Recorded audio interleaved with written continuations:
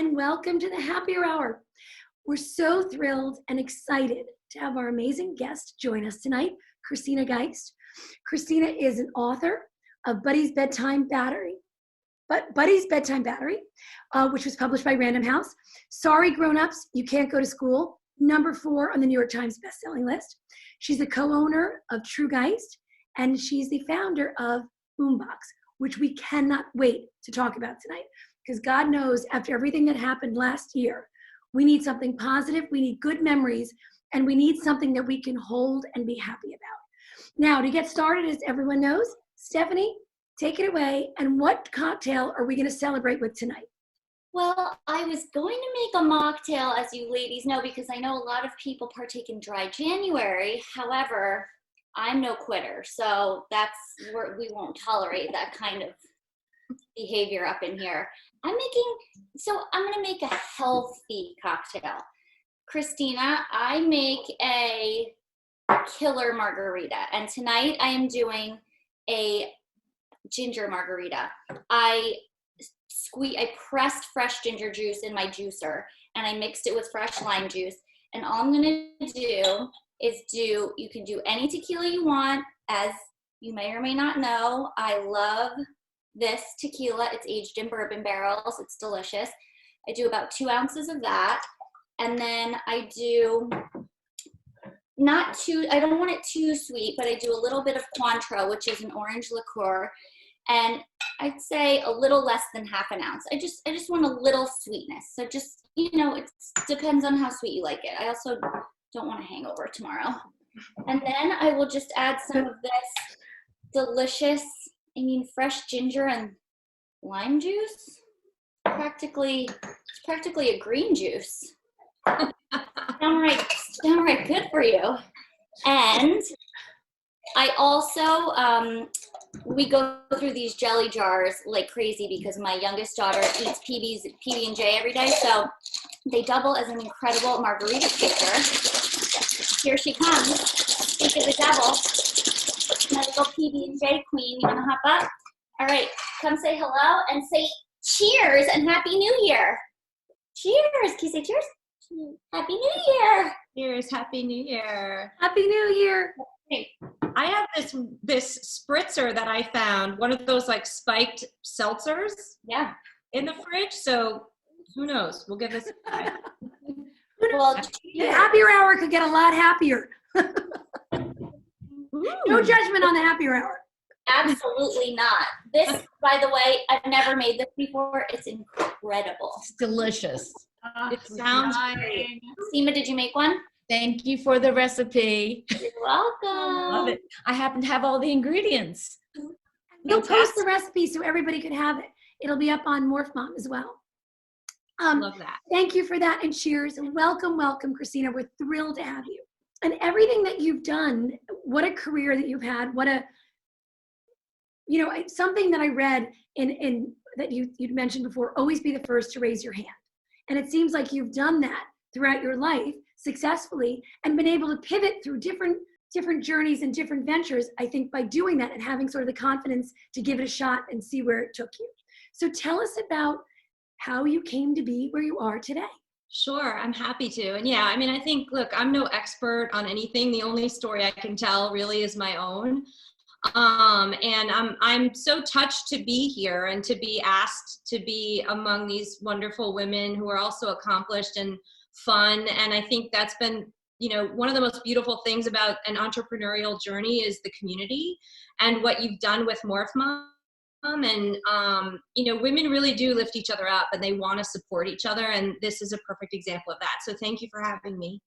I think really my story is about, I tend to jump into the deep end of any pool and then learn to swim in it is kind of how I've navigated like my entire career. But I started out, I'm a Jersey girl. I went to Ridgewood High School in Ridgewood, New Jersey, and then went to Vanderbilt in Nashville for college. And I had sort of put myself on the path to actually work in television news in college. I was a political science and a history major. My internships were all in radio and TV, and I was right on that path and got hired in a newsroom job right out of school at the CBS station in Nashville. And it was about 9 months in that I looked around, and particularly at the women in the newsroom, and I realized, oh my gosh, this is a ladder that I don't actually want to climb. And it was a really difficult decision, but at 23, I think I just turned 23, I pulled the plug and pivoted then and realized that that wasn't the right path for me. And I think so many of us have had that moment whenever it came in your life. And, the thing you thought you were supposed to do was actually not what you ended up doing. And thankfully, I realized that all of the PR agencies that were sending at that time faxes to the newsroom to pitch stories, I could go to the other side of the fax machine and work in PR. And that's what I did. And that opened up this whole world to me of brands and marketing and advertising. I moved up to Boston and I lived with my best friend from New Jersey, Holly. And I got a job in a PR agency inside of a very large advertising conglomerate. And all of a sudden I was at marketing school. And I would go to every lunch and learn and every opportunity to listen to all these people and realize, oh my gosh, I should have been in marketing all this time. I never even knew that. So I learned on the job, spent some time in big agencies, did a lot of PR and corporate communications, moved to Atlanta. That's where my husband now, Willie, who was my boyfriend, who I grew up with also in Ridgewood, was working at CNN. So I moved down to Atlanta. I ended up working at a beverage company, not Coca-Cola, a very small children's juice company where all of the packages were licensed cartoon characters. All of a sudden, I'm learning about licensing, beverages, consumer packaged goods, distribution. I basically got my MBA by just going in the back and opening the door and looking at the production line and learning all about how business really works. So at first I knew brand, and then all of a sudden I was learning business behind brand. We got moved home to New York for Willie's career, and that landed me at Interbrand, a huge global branding agency. So now I'm in big corporate branding, like the real deal. And I'm watching strategists and, all real experts in the field in design and strategy take companies and rename them, rebrand them.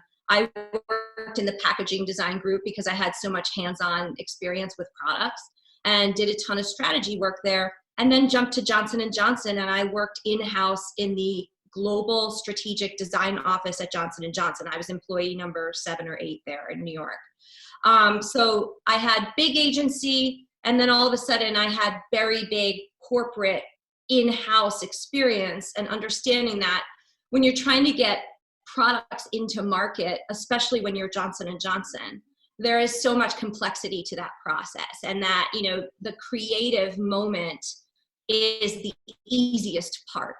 Implementation is the hard part. So I really learned a lot about that, and got to work on the Johnson's Baby brand, which is, a beautiful brand to work on. So that brought me all the way to the moment of saying, oh, wait, now I have a 3 and a 1-year-old, and I work on baby shampoo, and I study moms and help to take all of the insights around motherhood and translate them into strategy for designers and for branding experts.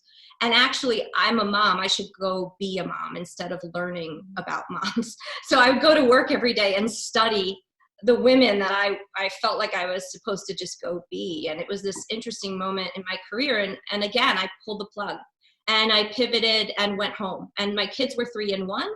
And Willie's career was now going on a vertical trajectory. So like so many women or partners, you are making those compromises in your relationship about, sometimes someone else's job is going to trump somebody else's in the family.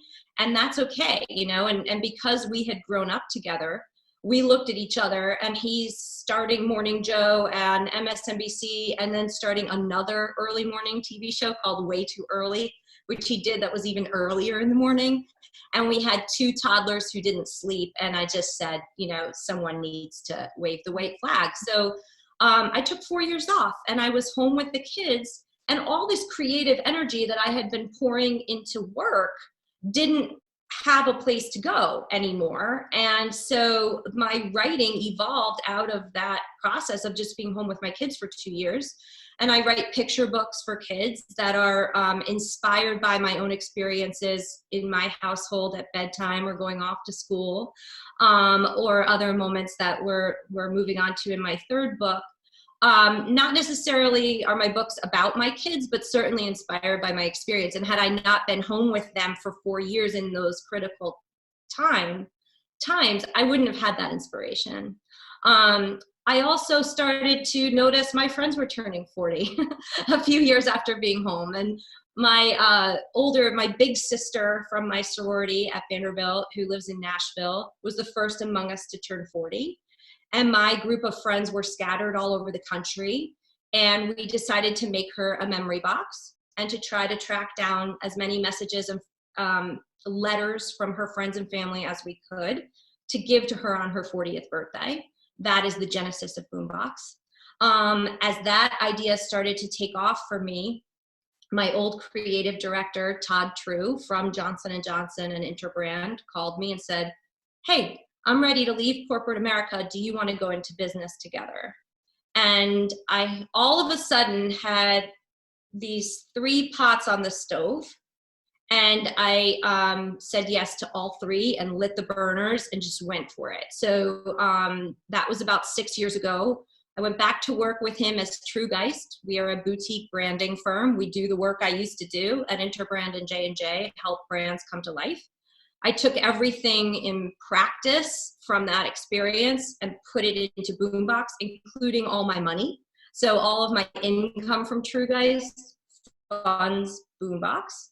And I bootstrapped the business. And then I happened to sell a picture book right around that same time. So the last 6 years have definitely been in that deep end of just jumping in and learning my strokes and figuring I'll rest at some point, I'll rest in my 50s maybe. The best message though that you give is say yes. Like always jump first, look later.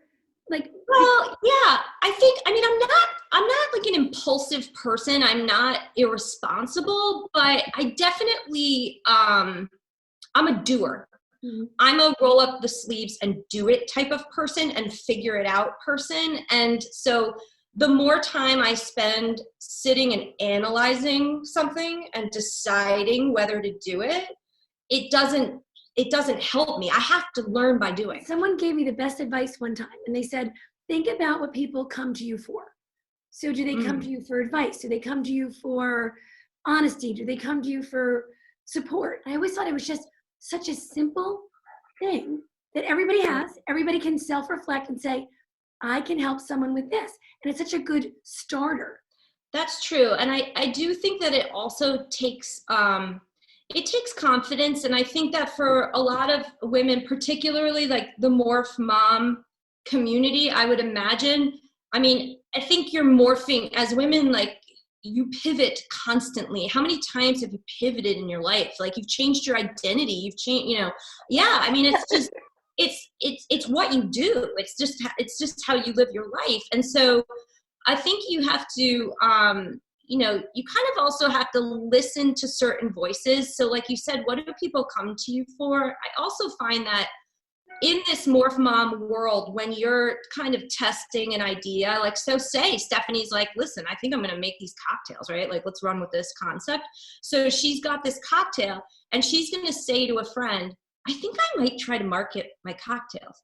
So there are certain friends, and sometimes they're your best friends, that are going to push back and they're going to say, how are you going to do that? Then there are other friends who are going to go like this. How are you going to do that?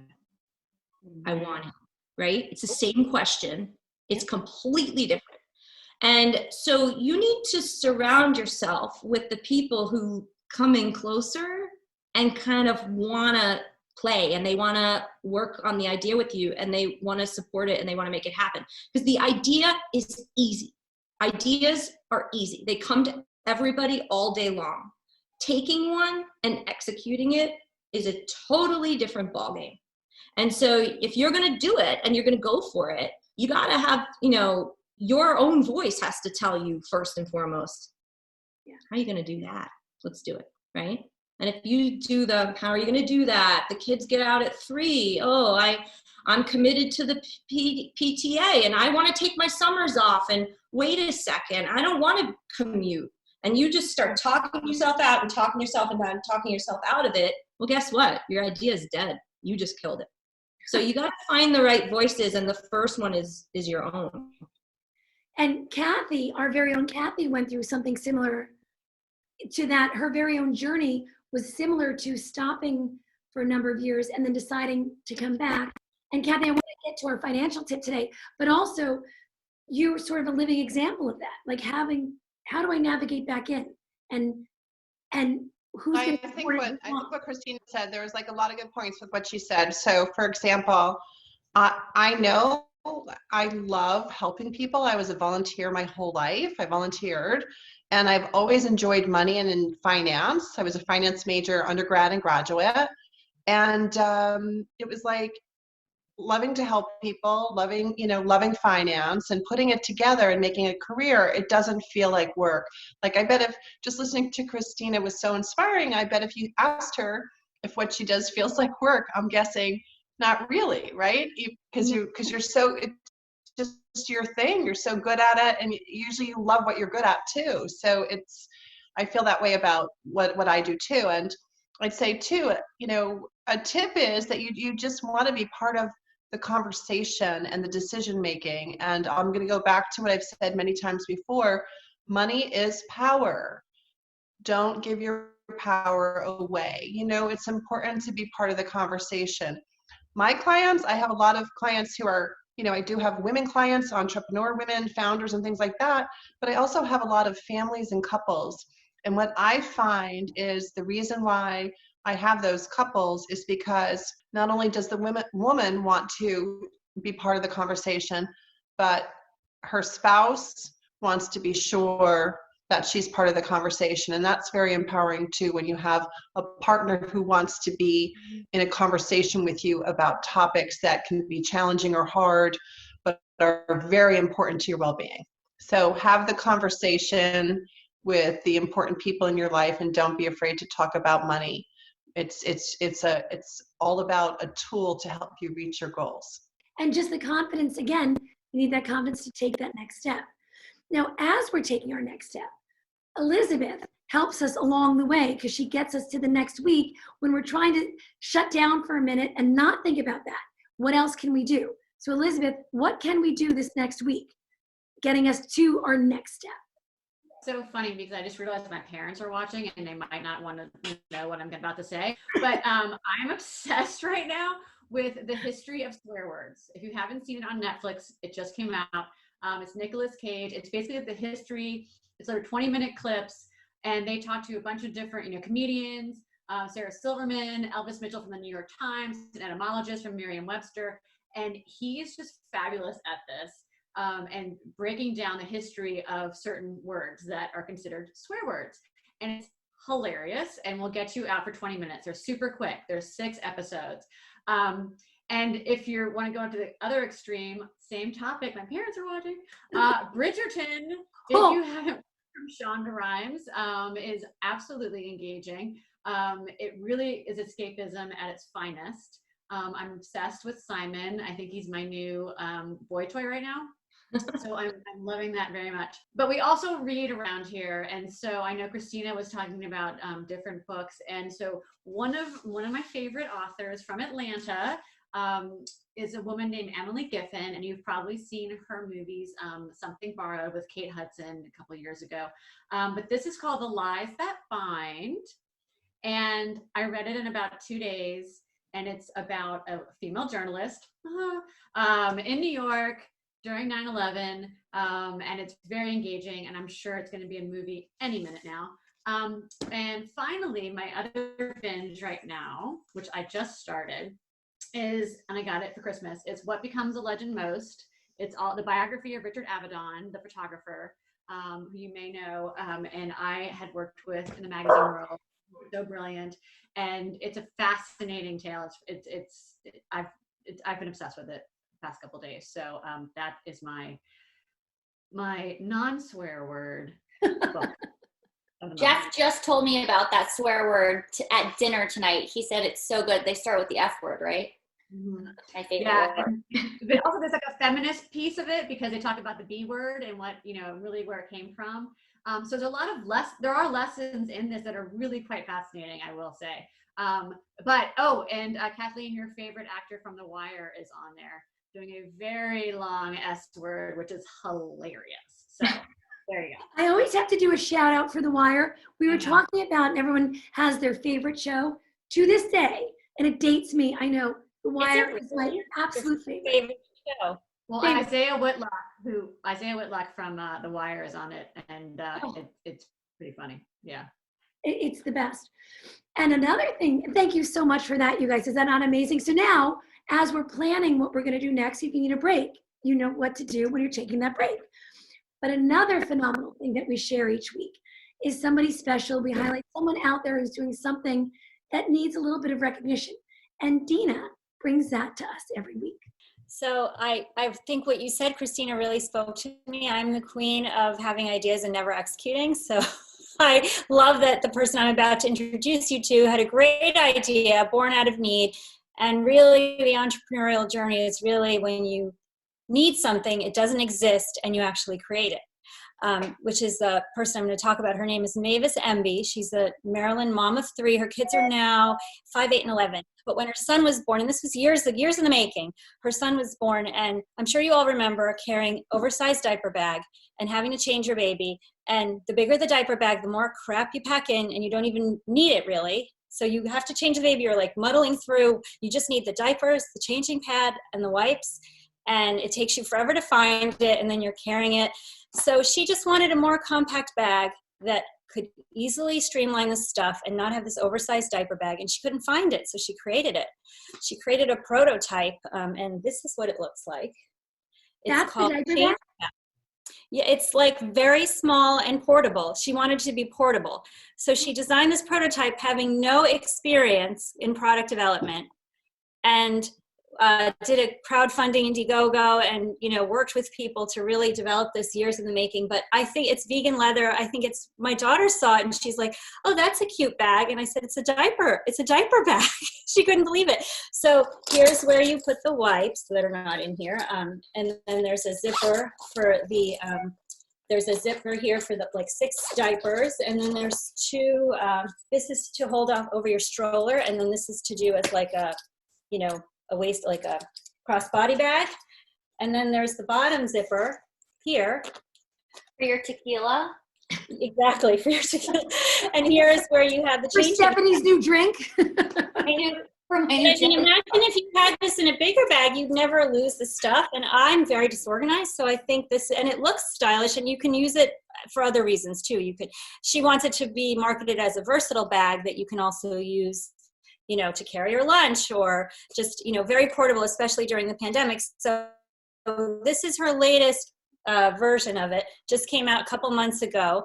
The website is mychangepal.com, and the company that she founded, it's a Maryland-based company called Baby Convenience. It was established in 2010, and it is a Black women-owned business specializing in travel diaper bags and accessories. And I'm sure you all realize that minority-owned businesses have been hit the hardest during COVID. So if you have someone that who's having a baby, this is such a great gift. It's only $29.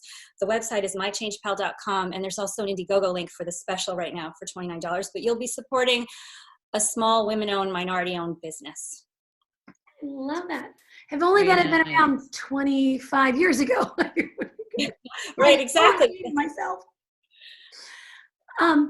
Now, we're going to get to a really fun round right now. So we've heard how Christina's journey brought her, similar to Dina was saying, how there's something missing, you figure out what it is, you have the idea, and you get it to show.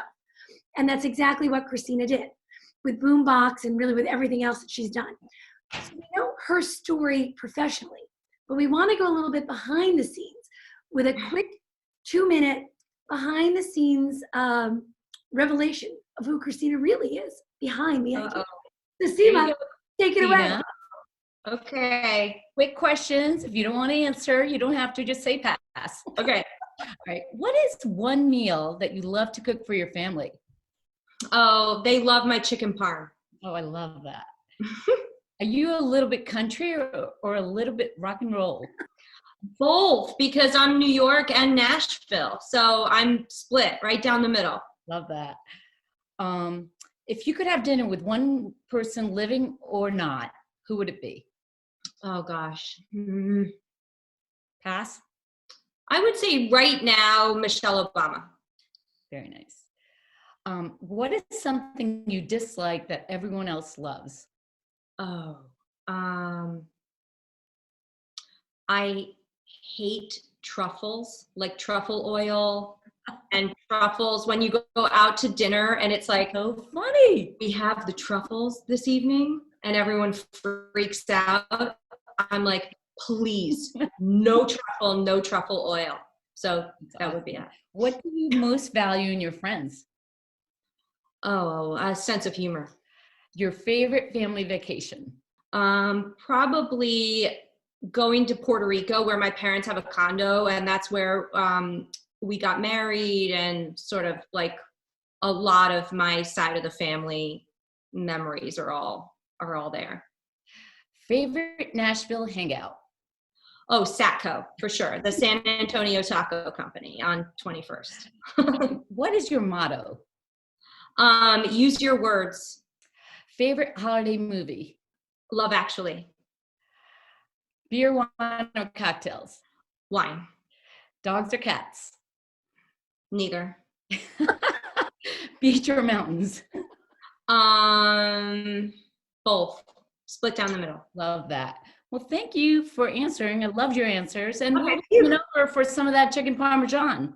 Oh, I thought they were going to be like really scary questions. Thank you. That was great.